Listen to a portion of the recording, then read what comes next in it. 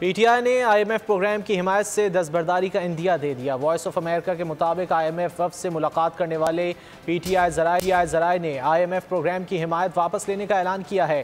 PTI के बानी chairman ने भी कहा है कि IMF प्रोग्राम खतरे में है।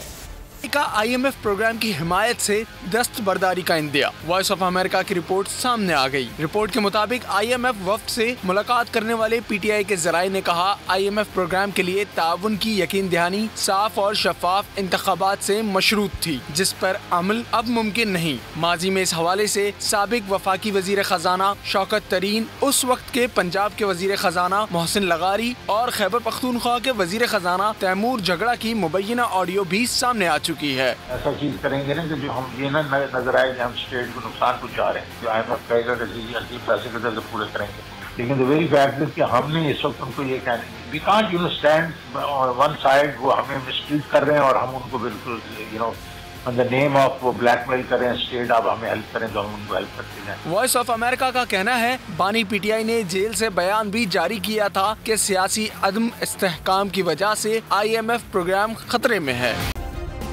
सब्सक्राइब करें और बेल दबाएं ताकि कोई खबर रह न जाए।